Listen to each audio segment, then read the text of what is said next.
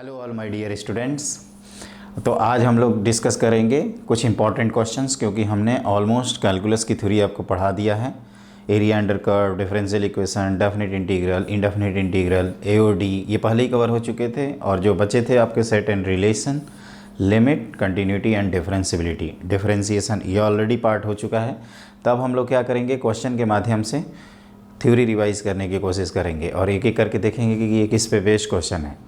तो देखिए, जैसे हमने पहला क्वेश्चन लिख रखा है, let f from 0 to 2 to real number be defined by f of x equal to log of 1 plus tan x tan pi x by 4 to the base 2, then the limit की value बतानी है। और यह ध्यान से देखिए, इसकी value बतानी है। और ये क्या है, the definite integral as a limit of सम।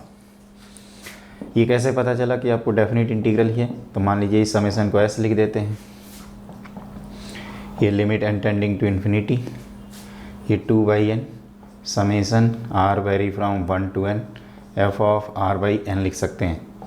तो इसको हम लोगों ने पढ़ा है, ये दिस इज़ 2 टाइम्स, ये 0 से 1 हो जाएगा f ऑफ x dx, और 2 टाइम्स 0 से 1।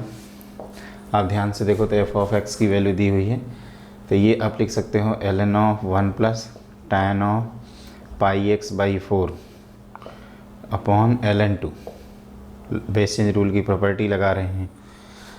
अब आप ये कर सकते हो बच्चों कि इसमें आप क्या करिए, ये 2 अपॉन ln2 बाहर, और आप इसमें एक तो या तो फोर्थ प्रॉपर्टी लगाइए और ऐड कर दीजिए, या सीधे सीधे सिक्स्थ लगा दीजिए। तो हम लोग क्या करते हैं, फोर्थ ही लगा देते हैं। तो 0 से 1 ln of 1 plus tan of pi और बाई 4, और x की जगह लिख सकते हैं 1 माइनस एक्स। ठीक है, तो ये हम लोग कौन सी प्रॉपर्टी की बात कर रहे हैं? तो ये हम लोग पढ़े हैं ना कि 0 to a f of x रहे, तो इसको 0 to a f of x की जगह a माइनस एक्स लिख सकते हैं प्रॉपर्टी नंबर 4 से।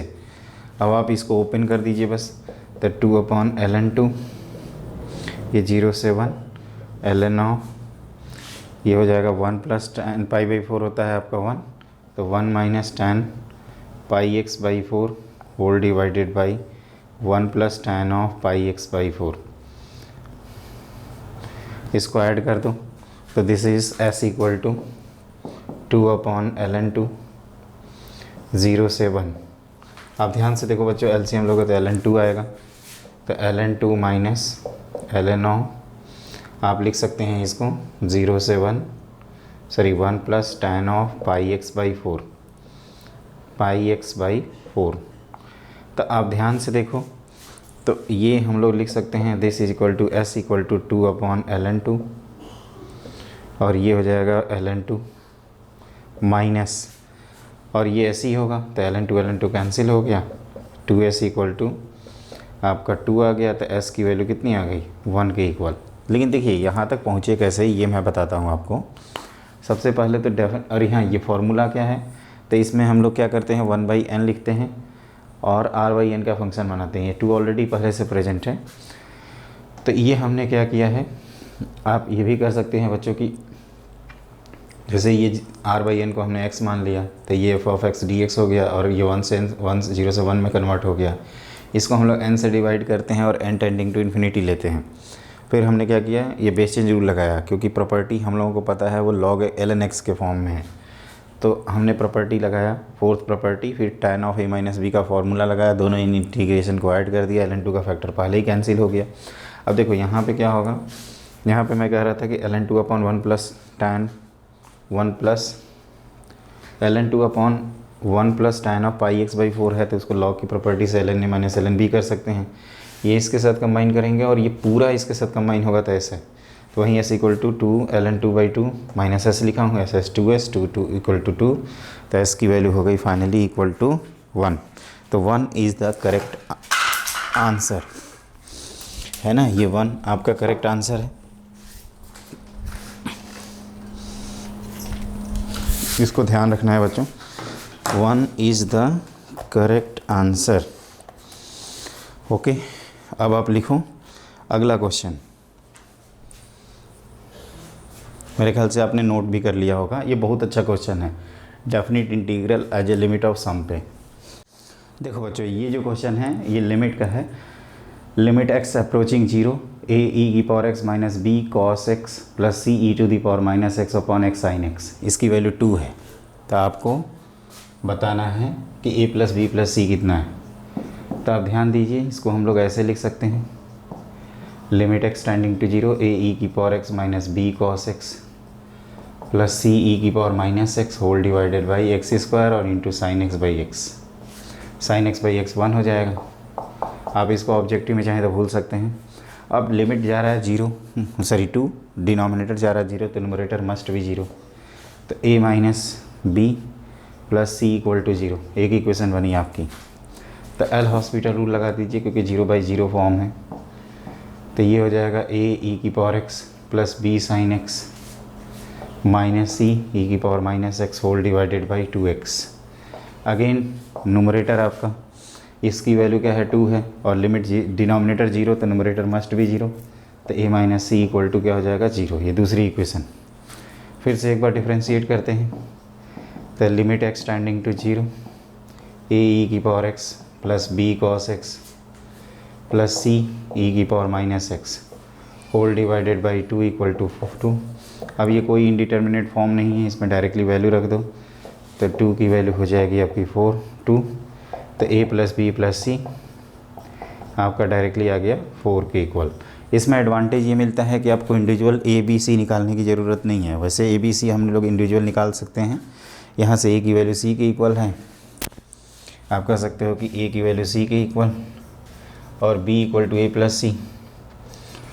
तो अब तीनों का sum A plus B plus C की वैल्यू 4 है। तो A plus 2a plus A equal to 4। तो ए की वैल्यू 1, बी की वैल्यू 2 और सी की वैल्यू 1 आती है। आप चाहें तो इंडिविजुअल वैल्यूज़ भी निकाल सकते हैं अगर इन एनी केस ज़रूरत पड़ी तो। लेकिन इस केस में बच्चों आपको इंडिविजुअल वैल्यूज़ निकालने की ज़रूरत नहीं है। क्या है, इस केस में इंडिविजुअल वैल्यूज़ निकालने की ज़रूरत नहीं है ना। ओके, ये वायर छोटा था इसीलिए गड़बड़ कर रहा है। तो ये आप ध्यान रखना। कुल मिला के क्या ध्यान रखोगे इसमें, तो आप कहोगे कि सर पहले तो ये साइन एक्स बाई एक्स करके एक्स स्क्वायर तक डिफ्रेंशिएशन करना हमारे लिए आसान हो। कई बच्चे इसको एक्सपेंसन से कर देते हैं, वो भी 100% सही है। अगर आप एक्सपेंसन से करते हो उससे भी आंसर आएगा। तो आप एल एच, जैसे डिनोमिनेटर जीरो न्यूमरेटर मस्ट भी जीरो, तो हमने न्यूमरेटर जीरो किया। फिर 0/0 फॉर्म है तो एल हॉस्पिटल रूल लगाया, न्यूमरेटर और डिनोमिनेटर को इंडिविजुअली डिफ्रेंशिएट किया। फिर से सेम कंडीशंस थे, एक और इक्वेशंस बनी। फिर 0/0 फॉर्म है, एल हॉस्पिटल रूल लगाया। एल हॉस्पिटल रूल लगाया तो ये कैसे एल हॉस्पिटल रूल लगा रहे हैं, तो आप कहोगे कि सर अभी तो कर रहे हो कि numerator zero limit finite then denominator zero limit finite then numerator must भी जीरो, क्योंकि न्यूमरेटर बिना जीरो के लिमिट कभी भी फाइनाइट आ नहीं सकती, इस वजह से ऐसा हो रहा है। अब आप लिखो नेक्स्ट प्रॉब्लम। ये बहुत आसान था, आराम से आप कर सकते हैं इसको। और इस तरह के जो भी क्वेश्चंस आएंगे उसको आप इत्मीनान से कर लेना, है कि नहीं। अब आप लिखिए नेक्स्ट क्वेश्चन। तो देखो बच्चों, मैंने अगला क्वेश्चन बोर्ड पे लिख रखा है, if the normal to the curve at a comma b is parallel to the line. तो एक्स की वैल्यू ए है तो वाई की वैल्यू क्या है, बी है। तो आप कह सकते हो कि पहले स्लोप ऑफ नॉर्मल की बात करें तो इस लाइन का स्लोप है आपका कितना है बताइए, पैरेलल टू द लाइन, तो ये हो जाएगा -1/3। तो slope of tangent at the point ये हो जाएगा 3, और स्लोप ऑफ टेंजेंट किससे आएगा, वाई डैश ए से। तो ये आप लिखोगे 2a² - 15a + 10, इसको आप लिख दोगे 3 के इक्वल। तो यहाँ से आ जाएगा 2a² - 15a + 7 = 0। तो a की दो वैल्यूज़ आएंगी, a = एक आएगा 7 और एक आएगा a = 7/2, सॉरी 1/2 है ना। तो इसको कह रहा है, मना कर रहा है, तो a की वैल्यू हो गई 7।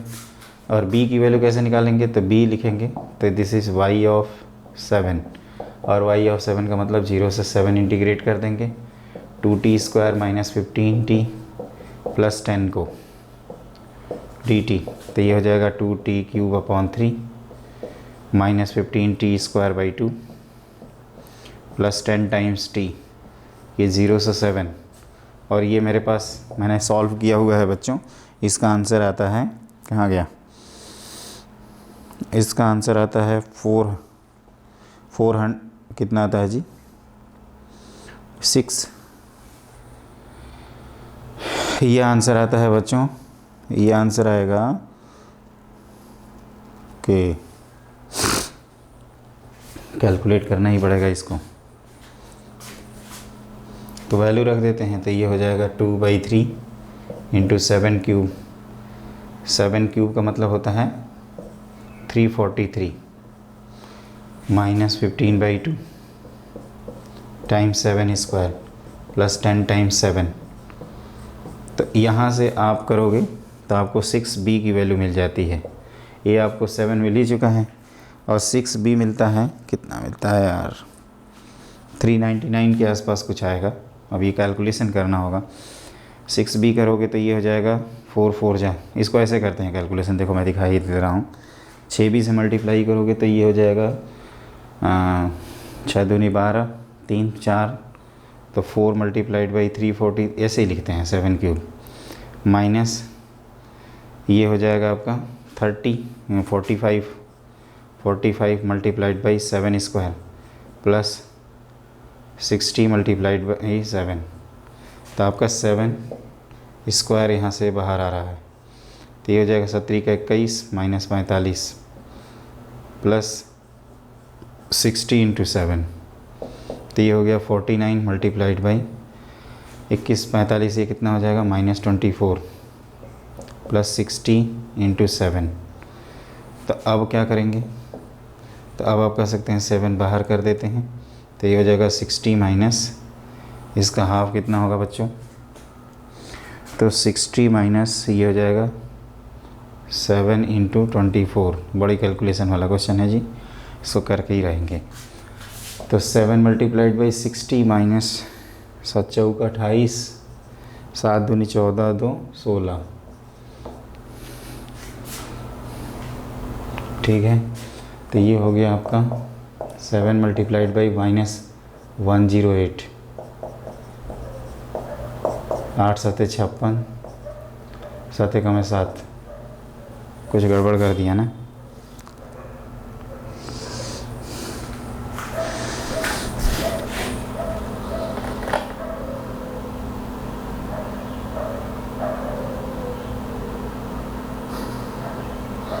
फोर इंटू 7³ यहाँ तक तो सही है, -45 इंटू 7², ये भी सही, 60 इंटू 7। फिर गड़बड़ कहाँ हुआ, 7² बाहर किए तो ये 7 चौक 28 होता है ना यार।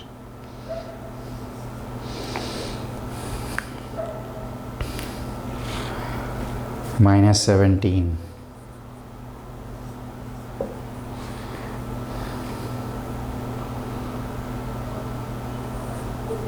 ये हो जाएगा आपका बच्चों 119,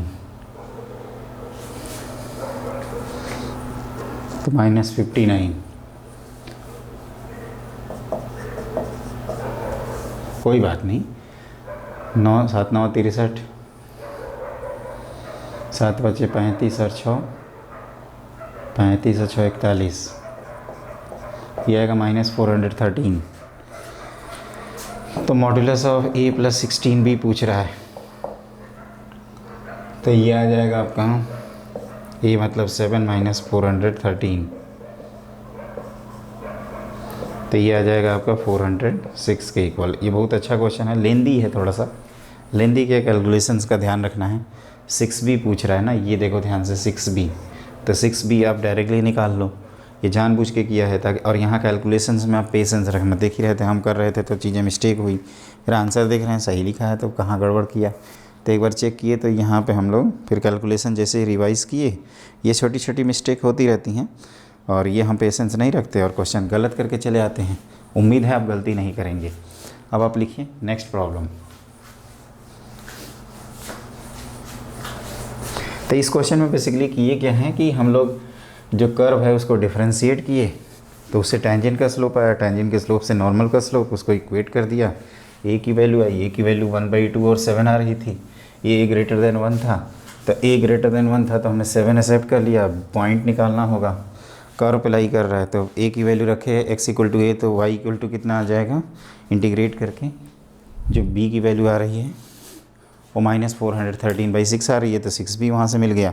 और 6b जैसे मिला a प्लस 6b का मॉडुलस आपका आ गया, है कि नहीं। अब आप लिखिए नेक्स्ट प्रॉब्लम। देखो बच्चों, let the curve y equal to y of x is the solution of the differential equations. If the numerical values of area bounded by the curve y equal to y of x and x axis is 4√3, then y of 1 is equal to। तो इसमें हम लोग क्या करेंगे, सबसे पहले differential equation को अपना सॉल्व करेंगे। तो डी वाई इक्वल टू ये है आपका 2x square plus 2x plus 1 times 2x plus 2 times dx। तो इसको इंटीग्रेट करोगे तो y की वैल्यू हो जाएगी x square plus 2x plus c। Okay, अब ये जो कर्व है numerical value of area bounded by the curve and x axis, तो ये जो एरिया आएगी बच्चों वो इस तरह की आएगी। आप ध्यान से देखिए, ये कुछ ऐसे बना देते हैं रफली, तो आप इसकी वैल्यू निकाल सकते हैं। ये आप ऐसे लिख सकते हो x प्लस, जैसे इसको इक्वल टू 0 कर देते हैं एक्स एक्सिस के लिए, तो ये हो जाएगा x प्लस 1 का whole square equal to 1 minus c. तो x की वैल्यू आएगी -1 plus square root of 1 minus c, और इधर -1 minus square root of 1 minus c, और ये क्या है -1 है। तो ये दोनों एरिया ये क्या है, इक्वल है। तो आप लिख सकते हो एरिया की वैल्यू 2 टाइम्स -1 से -1 plus square root of 1 minus c, और इसमें नेगेटिव टाइम्स कर देते हैं, क्यों, क्योंकि एरिया एक्स एक्सिस के नीचे है। तो ये minus times x square plus 2x plus c के इक्वल dx इक्वल टू ये है 4√8/3। ओके, ये -2 टाइम्स क्यों किए, क्योंकि ये areas by symmetry wise same है, पैराबोला है ना। तो आप जब वैल्यू इसको निकालोगे बच्चों, आप इसमें पुट उट भी कर सकते हो, जैसे x प्लस 1 को t पुट कर दिया, उससे आपका आसान हो जाएगा थोड़ा सा क्वेश्चन। देखिए बच्चों, ये आपका एरिया का एक्सप्रेशन है जैसे मैंने बताया, और ये 2 टाइम्स क्यों किए हैं, क्योंकि ये डाउनवर्ड कर्व है। और आप कह सकते हो कि -1 माइनस स्क्वायर रूट ऑफ सी से ये सिमेट्रिक कर्व है, x इक्वल टू -1 यहाँ तक आया है। एक एरिया निकाल के डबल कर देंगे, अदरवाइज हमें कैलकुलेशन को डबल करना पड़ेगा। और यहाँ पे आप सब्स्टिट्यूशन पुट कर सकते हैं, यहाँ से आप कैलकुलेशन करना इंटीग्रेट करते हुए। सी की वैल्यू थोड़ा लेंदी है, लेकिन यहाँ पे एक फ़ायदा मिलेगा आपको।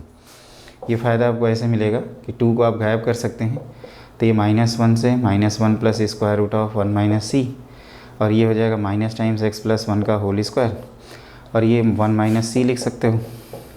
उससे हमारा थोड़ा सा कैलकुलेशन ईजी हो जाएगा। This is 2√8/3। तो ये हमने सॉल्व किया हुआ है बच्चा, आप ही करना। सी की वैल्यू यहाँ से -1 आ जाती है, आप देख सकते हैं -1 इसको सेटिस्फाई करेगा।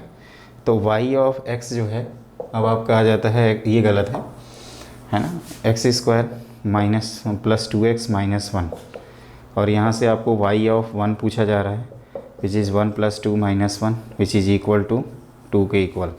तो इस तरह से हमारा ये क्वेश्चन आराम से सॉल्व हो जाता है। y ऑफ 1 कितना है, तो y of 1 is equal to बच्चों किसके इक्वल, 2 के इक्वल। इस बात को आपको हमेशा याद रखना होगा। अब आप लिखिए नेक्स्ट प्रॉब्लम। देखो बच्चों, let f from real number to real number be a continuous function such that f of x plus 1 equal to 2 for every x belongs to real. i1 given है, i2 गिवन है, आपको i1 plus 2 times i2 की value निकालनी है। तो ऐसे questions में functional equations का यूज़ करते हैं। अगर आप हमारे वीडियो देखे होंगे तो बहुत आसानी से आपको समझ में आ जाएगा कि ऐसे क्वेश्चंस पीरियोडिक फंक्शंस होते हैं। x को अगर x प्लस 1 से रिप्लेस कर दें तो ये f ऑफ x प्लस 2 होगा इक्वल टू 2। तो आप इन दोनों इक्वेशन से पाओगे कि f ऑफ x की value f of x plus 2 के इक्वल आ गई, मतलब पीरियड इस फंक्शन का हो गया capital T is equal to 2। Okay, तो I1 कितना है ये देखते हैं। तो I1 है बच्चों 0 से 8 f ऑफ x dx। तो इसमें 4 पीरियोडिक टर्म है, तो 0 से 2 किया f ऑफ x dx, फिर 4 टाइम्स इसमें प्रॉपर्टी लगा दिया 0 से। प्रॉपर्टी कौन सी लगाते हैं, तो आप कह सकते हो कि सर ये 0 से 1 चलते हैं f ऑफ x, और फिर 1 से हम लोग 2 चलेंगे f ऑफ x dx। तो इसको बच्चों x की जगह अगर t प्लस 1 रखोगे तो ये 0 से 1 ये भी हो जाएगा। तो इसको आराम से हम लोग लिख सकते हैं 0 से 1 f of x plus f of 1 x plus 1, और ये वैल्यू कितनी है 4 टाइम्स ये 0 से 1, दिस इज़ 2, तो ये हो जाएगा आपका 8 के इक्वल। उसी तरह से सिमिलरली I2 की वैल्यू निकालेंगे। 1 मिनट, ये वैल्यू 2 है ना, तो 2 मल्टीप्लाइड बाई 4 8। I2 निकालेंगे तो I2 है अपना -1 से 3 f ऑफ x dx। तो इसमें भी हम लोग इसको 0 से 1 सिमिलरली कर सकते हैं। पहले तो इसका पीरियड कितना है, ये 4 है, तो ये 2 टाइम्स आएगा। फिर इसको 0 से 2 कर देना, f ऑफ x dx।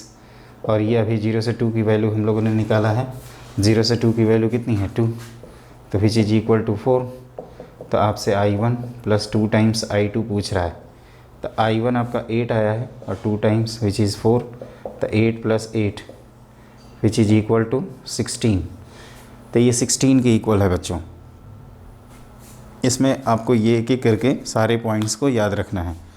सबसे पहले आप ये याद रखिए कि आपका f(x plus F of 1 plus x की वैल्यू 2 है, तो x को x प्लस 1 से रिप्लेस किया तो x प्लस 1 और ये x प्लस 2 इक्वल टू 2, तो ये दोनों इक्वल आ गए, तो पीरियोडिक फंक्शन 2 कन्फर्म हुआ।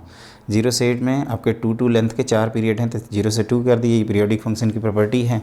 इसको 0 से 1, 1 से 2 किया, यहाँ x की जगह पे आप t प्लस 1 रखोगे तो ये क्या हो जाएगा, प्रॉपर्टी मैच कर जाएगी पहली प्रॉपर्टी के थ्रू, तो ये आंसर 2 है। तो 4 2 जा 2 8 के वैल्यू। यहाँ पे भी क्या है, -1 से 3 है, तो -1 से 3 में कितनी पीरियोडिक लेंथ कवर हो रही है, 4, तो इसको 2 टाइम्स 0 से 2 कर दिया, पीरियोडिक फंक्शन है ना, और 2 टाइम्स 2 इक्वल टू 4, तो I1 plus 2 times I2 plus 8 equal to 16। ये बहुत ही प्यारा सा क्वेश्चन है जिसकी वैल्यू है 16th के इक्वल 16। ओके, अब आप लिखो नेक्स्ट प्रॉब्लम। देखो बच्चों, ये भारी भरकम एक इंटीग्रेशन का क्वेश्चन है। इसमें बस पॉइंट ये है कि इसको पहले डिवीजन कर देना है। बहुत आसान सा क्वेश्चन हो जाएगा। ये देखिए, डिवीजन जैसे करेंगे तो ये और एक्स स्क्वायर से साथ में डिवाइड कर देते हैं, तो ये 1 - 1 बाई एक्स स्क्वायर है ना, एक साथ कई स्टेप ले रहे हैं। इसको लिखेंगे x square plus 1 by x square plus 3, और ये tan inverse x plus 1 by x, इसको t पुट करेंगे, अपने आप काम हो जाएगा, और प्लस ये dx तो ही, ये आपस में कैंसिल हो जाएगा, और ये लिख देंगे 1 अपॉन, तो इसको हम लोग 1/2 times x square plus 1 minus x square minus 1 whole divided by x की power 4 plus 3x square plus 1 लिख सकते हैं। अब आप अगर इसको t मानेंगे, ध्यान से देखिएगा, तो ये x प्लस 1 बाई एक्स का होल स्क्वायर प्लस 1 लिख सकते हैं, multiplied by tan inverse x plus 1 by x dx plus ये 1/2, ये 1 plus 1 by x square dx, तो यहाँ लिख सकते हो आप x माइनस 1 बाई एक्स का whole square plus 5 minus 1/2 times 1 minus 1 by x का whole square dx whole divided by x plus 1 by x का whole square plus 1।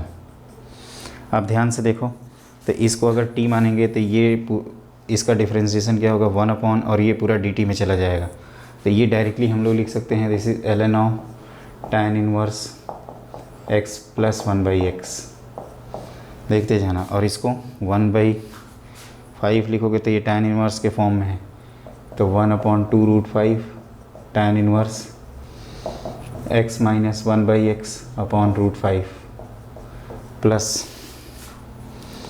Minus 1/2 tan inverse x plus 1 by x. अब एक एक करके replace कर लो, alpha की value कितनी आ रही है, यहाँ से 1 कंपेयर करना है सिर्फ, बीटा कितना है 1/2√5,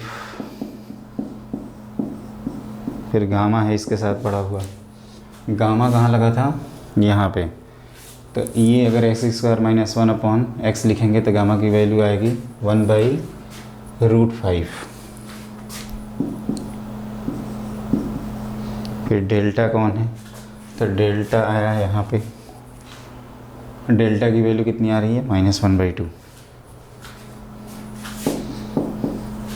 तो इन दोनों का मल्टीप्लिकेशन करते हैं, तो आंसर्स लिखेंगे 10 टाइम्स 1 और इन दोनों को मल्टीप्लाई करेंगे तो कितना आएगा 1/10 -1/2।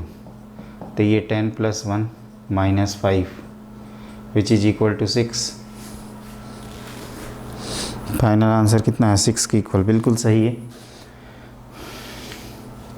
तो इसमें लॉजिक यही था कि जो हम लोग स्पेशल इंटीग्रल पढ़ते हैं ना, जिसमें x² से ऊपर नीचे मल्टीप्लाई करते हैं या डिवाइड करते हैं, जिसमें हम लोग ये कहते हैं कि x + 1/x को t मानोगे तो 1 उसका डिफरेंशिएशन dt में कन्वर्ट हो जाएगा, या x - 1/x को t मानेंगे तो उसका डिफरेंशिएशन dt में कन्वर्ट हो जाएगा। ये उसी पैटर्न पे बेस्ड है। क्वेश्चन कोई ख़ास लंबा नहीं है, सॉरी टफ नहीं है, लेकिन लेंदी है। तो कई क्वेश्चन तो स्टूडेंट इसको छोड़ दिए थे, बस ध्यान रखना। पहले हमने क्या किया है, ये एडजस्ट हो जाता है डायरेक्टली लॉग वाले फॉर्म में और ये कैंसिल होता है और ये कुछ भी नहीं बचता है, तो हम लोग x² - 1 और x² + 1 का टर्म ऊपर लाते हैं और उसके बाद जो हम लोगों ने सिस्टमेटिक मेथड पढ़ा है उसके थ्रू ये आपका क्वेश्चन सॉल्व हो जाता है। फिर अल्फ़ा बीटा गामा आप कंपेयर करते हो और वहाँ से आपका आंसर आ जाता है। अब आप लिखो नेक्स्ट प्रॉब्लम। देखो बच्चों, एक ये इक्वेशन है, the number of element in the set is given by, ये जो भी लिखा है इसको हम लोग लिख सकते हैं मॉडुलस ऑफ x - 3 = 6/मॉडुलस ऑफ x + 4। हम लोगों को 6/mod ऑफ x का ग्राफ आता है, तो x + 4 के लिए क्या करेंगे, हम लोग इसी ग्राफ को 4 यूनिट लेफ़्ट शिफ्ट कर देंगे। मतलब ये x = -4 है, -4, और अगर आप निकालोगे तो ये वैल्यू इस तरह से आएगी और ये इधर इस तरह जाएगा। Okay, step 1। दूसरा क्या है, mod of x - 3। Mod of x - 3 का ग्राफ बनता है बच्चों यहाँ से, एक ऐसे जाएगा और एक इस तरह से चला जाएगा। तो आप देखोगे कि कितनी जगह पॉइंट ऑफ इंटरसेक्ट किए ये दोनों, तो 2 जगह।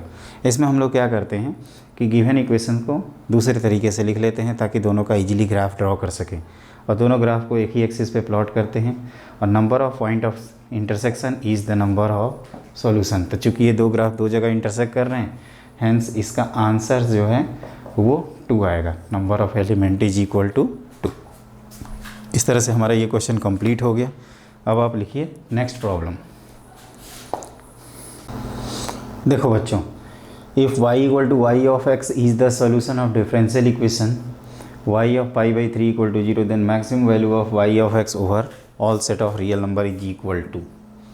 तो पहले तो ये लीनियर डिफरेंशियल इक्वेशन है जिसका इंटीग्रेटिंग फैक्टर आप देख सकते हो 2 e⁻², tan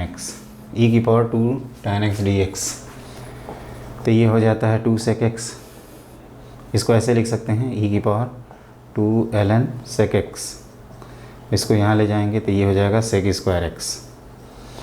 तो सॉल्यूशन होगा y × sec² x = sin × sec² x। तो sin y cos x tan x × sec x dx। तो ये हो जाता है sec x + c। अब आपको दिया है सिंस π/3 पे वैल्यू क्या है 0, तो ये हम लोग लिखेंगे 0 = ये हो जाएगा 2 + c। तो c की वैल्यू आ जाएगी -2। तो y × sec² x = sec x - 2।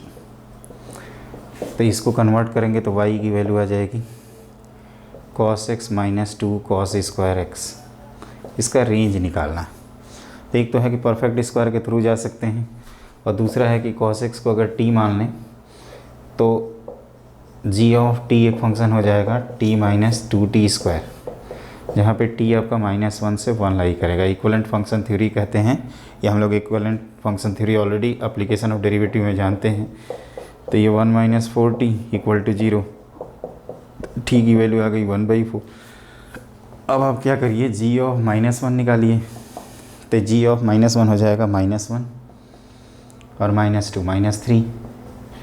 g of 1 निकालो तो ये आ जाएगा 1 - 2 -1, और g of 1/4 निकालो तो ये आ जाएगा 1/4 - 1/8 विच इज़ 1/8। दोनों में तीनों में मैक्सिमम कौन है, तो कहोगे कि मैक्सिमम सर 1/8 है, तो 1/8 इज़ द कंप्लीट आंसर। लेकिन क्या किया हमने बच्चों, पहले तो लीनियर डिफरेंशियल इक्वेशन सॉल्व किया है। Integrating factor 2 e⁻2 ln sec x। तो ये sec x का ये sec² x हो गया, तो सेक स्क्वायर एक्स, यहाँ हमने मल्टीप्लाई किया, ये हम लोग जानते हैं y into I F equal to sine x into sec square x. Sec square के 1/cos स्क्वायर लिख सकते हो, तो एक साइन बाई कॉस हो जाएगा tan और एक हो जाएगा सेक। इसका इंटीग्रेशन हमें पता है, c निकाले, फंक्शन आ गया। अब इसको हम इस फंक्शन के इक्वल मान लिए, आप परफेक्ट स्क्वायर मान के भी कर सकते हैं, उससे भी 100% आंसर आ जाएगा। कैसे आएगा? तो देखो वो इस तरह से सोचते हैं कि y की वैल्यू ये जो आई है ना, इसको हम लोग 1/8 माइनस इस तरह से लिख सकते हैं इसको, जैसे -2 हम कॉमन ले लें तो cos square x minus 1/2 times cos x. तो ये इसका जो परफेक्ट स्क्वायर है 1/16 और -1/16 सब्ट्रैक्ट कर दीजिए, तो ये 1/8 minus 2 times cos x minus 1/4 का होल स्क्वायर। तो इसकी मैक्सिमम निकालना है तो इसकी वैल्यू मिनिमम करेंगे, और ये परफेक्ट स्क्वायर मिनिमम कितना हो सकता है, 0 के इक्वल। तो इसको 0 जैसे cos एक्स की वैल्यू 1/4 तो हो ही सकती है, तो उस समय क्या होगा, y मैक्सिमाइज हो जाएगा। तो ये कह सकते हो कि y की जो मैक्सिमम वैल्यू आएगी वो 1/8 आएगी। और हमने दूसरे तरीके से भी निकाला है, cos एक्स को t मान लिया है तो t माइनस 2t स्क्वायर, और t अब आपका रियल नंबर नहीं है, t आपका माइनस cos एक्स है तो -1 से 1 लाई करेगा। और जैसे आप रेंज निकालते हैं, find all critical points. Critical points वो पॉइंट्स होते हैं जहाँ पे फंक्शन का डेरिवेटिव या तो 0 हो या डज नॉट एग्जिस्ट हो, और फंक्शन की वैल्यू क्रिटिकल पॉइंट्स और इन पॉइंट्स पे निकालते हैं, और उसके बाद compare and get the result. तो इस तरह से हमारा ये क्वेश्चन बच्चों सॉल्व हो गया, जिसका आंसर 1/8 है। अब आप लिखो नेक्स्ट क्वेश्चन। देखो बच्चों, ये जो क्वेश्चन लिखे हैं इसमें क्या है, the range a belongs to R for which the function has critical points. Critical points मतलब वो पॉइंट्स जहाँ पे f' या तो 0 हो या डज नॉट एग्जिस्ट हो। तो f' निकालोगे तो ये 4a minus 3j constant, x का डिफ्रेंसिएशन 1 हो जाएगा। और यहाँ थोड़ा ध्यान से देखो तो ये साइन बाई कॉस है, सॉरी कॉस बाई साइन, एक साइन कैंसिल हो जाएगा, तो ये आएगा 2 तो गायब हो जाएगा, तो a minus 7 times cos of x। कैसे? तो आप कहोगे कि ये बन गया रहेगा sir a minus 7 times 2 sign x by 2 cos x by 2। तो ये साइन एक्स लिखा, साइन एक्स को डिफ्रेंशिएट किया कॉस एक्स में। तो अब चाहते हो कि इसके क्रिटिकल पॉइंट्स आएँ, मतलब इसको 0 के इक्वल करके हमें cos x की वैल्यू निकालनी है। तो cos x हो जाएगा -4 माइनस 3 अपॉन a माइनस 7, और cos x आपका -1 से 1 लाई करता है, तो इसको -1 से 1 लाई करा देते हैं, upon a minus 7 equal to 1 and -1। और जब इसको बच्चों सॉल्व करते हो, बस इतना ही है, अब इनइक्वालिटी सॉल्व करनी है, और ये आता है -4/3 से 2। जो आंसर दिया है वो मैं डायरेक्टली लिख देता हूँ। हाँ, कई बच्चे तो इसी में फंस गए होंगे कि ये कैसे होगा। अरे तो ये ऐसे होगा कि इसको एक तरफ ले जाते हैं, 4a minus 3 upon a minus 7 -1 less than और इक्वल टू 0, और इसको इधर ले जाते हैं तो 4a plus minus 3 upon a minus 7 plus 1 greater than और इक्वल टू 0। इन दोनों इनइक्वालिटीज़ का आंसर लिखिएगा, आपका डायरेक्टली आंसर आ जाएगा -4/3 से 2 तक। तो इस क्वेश्चन में बस करना ये था कि f' का क्रिटिकल पॉइंट्स है, मतलब f' के रूट्स दिखा दीजिए। Does not have critical points मतलब देयर इज़ नो रूट्स।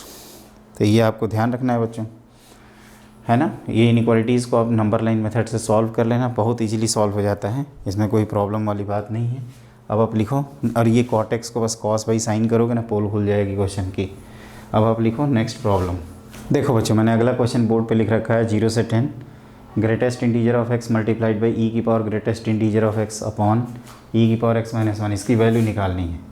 जहाँ पे ये आपका ग्रेटेस्ट इंटीजर फंक्शन है, ये आपको दिया रहेगा, नहीं दिया रहेगा तो हम लोग नॉर्मल ब्रैकेट एज्यूम कर लेंगे या देखेंगे जैसा क्वेश्चन होगा। तो ये 0 से 1, इसको लिख सकते हैं greatest integer of x e की power greatest integer of x minus x plus 1, और ये x minus greatest integer of x कितना होता है, फ्रैक्शनल पार्ट ऑफ x। आप चाहें तो इसको ऐसे भी रहने दे सकते हैं, 0 से 10 है ये। तो ये 0 से 1 जब चलोगे तो ये वैल्यू 0 आ जाएगी, e की पावर, यहाँ कुछ भी लिखें क्या फ़र्क पड़ता है। फिर 1 से 2 चलेंगे तो 1 से 2 में ये 1 होगा, यहाँ 1 लिखेंगे, e की पावर 1, 1 प्लस 1 2, तो 2 माइनस एक्स dx। अभी देखें ना, पैटर्न समझ में आ जाएगा। 2 से 3 चलेंगे तो ये 2 होगा, और e की power 3 minus x dx। Okay, इस तरह से करते जाएंगे और कहाँ तक चलेंगे तो 9 से 10, 9 से 10 में क्या होगा, तो ये 9 होगा और e की पावर 10 माइनस x लिख देंगे dx। एक तो तरीका है कि डायरेक्टली आप इसको इंटीग्रेट कर दीजिए सबको, और दूसरा तरीका है कि इसमें सिग्मा दौड़ाइए।